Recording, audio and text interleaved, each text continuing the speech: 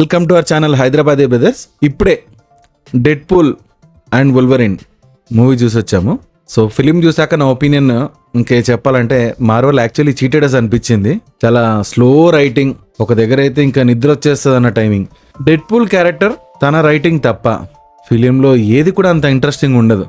Interesting characters మధ్యలో చాలా కేమెస్ తీసుకొస్తారు, లైక్ బ్లేడ్ కానివ్వండి, అండ్ జాగర్నట్ కానివ్వండి, అండ్ మన చార్ల్స్ వాళ్ళ సిస్టర్ కానివ్వండి, రకరకాల క్యారెక్టర్స్ ఉంటాయి.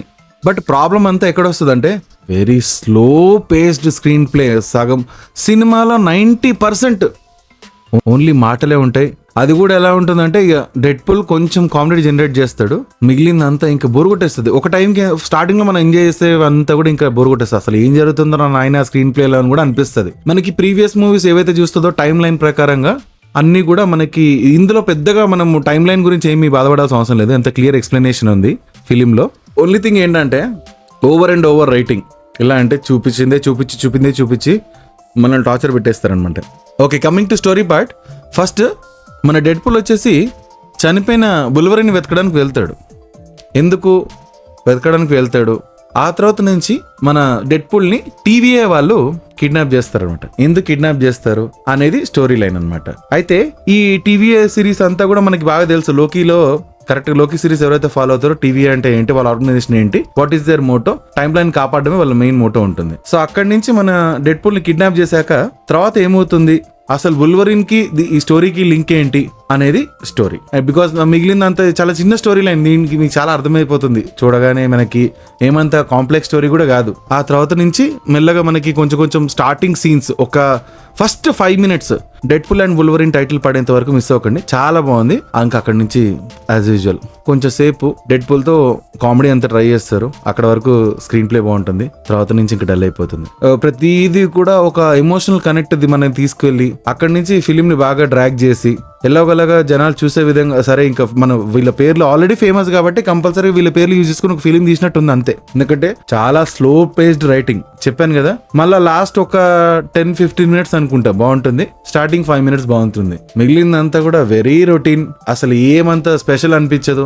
విలన్ కూడా అంత స్ట్రాంగ్, విలన్ ఎంత స్ట్రాంగ్ ఉన్నా సరే చాలా అండర్ యూటిలైజేషన్ ఆఫ్ విలన్ అనిపిస్తుంది. ఇందులో విలన్ వచ్చేసి మన X-Men లో ప్రొఫెసర్ చార్ల్స్ ఉంటారు కదా, వాళ్ళ సిస్టర్ ఉంటుంది అనమాట.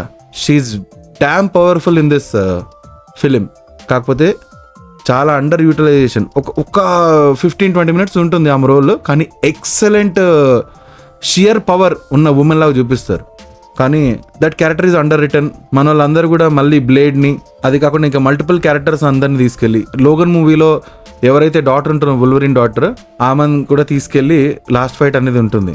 కానీ ప్రాబ్లం ఎక్కడ వస్తుందంటే వాళ్ళందరినీ చాలా అండర్ యూటిలైజ్ చేశారు.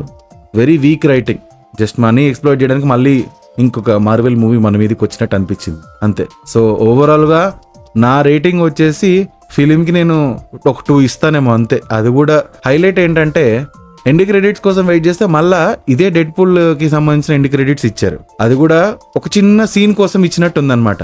సో అది కూడా ఏమంత ఇంపార్టెంట్ ఇన్ఫర్మేషన్ ఏమి ఉండదు, వెరీ సింపుల్ ఇన్ఫర్మేషన్ ఉంటుంది. అది మీరు చూసాక మీరే నవ్వుకుంటారు.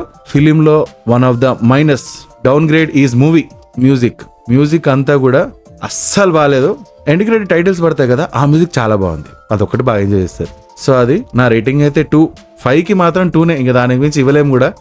3D అని చెప్పి వెళ్తాం కదా, ఒక్క ఫస్ట్ 5 minutes చెప్పాను కదా, ఆ 5 minutes మాత్రమే 3D ఎంజాయ్ చేస్తాం, మిగిలినంతా చాలా నార్మల్ ఉంటుంది. ఏం నార్మల్గా 2D చూసినా సరే అయిపోతుంది, అనవసరంగా దే హ్యావ్ వేస్టెడ్ టైం అనిపించింది. సో అదనమాట మా రివ్యూ. సో నా పాయింట్ ఆఫ్ వ్యూలో మీరు థియేటర్కి వెళ్ళి అనవసరంగా మనీ తీసుకుని చూడాల్సిన అవసరం లేదు, OTTలోకి వస్తుంది, హ్యాపీ చూసేసుకోండి. ఇది నా పాయింట్ ఆఫ్ వ్యూ అంతే. ఒకవేళ మీరు చూడాలంటే మాత్రం వెళ్ళి చూడండి. అండ్ మీ ఒపీనియన్ ఎలా ఉంది, మీకు ఎలా అనిపించిందో మా కామెంట్ సెక్షన్లో తెలియజేయండి.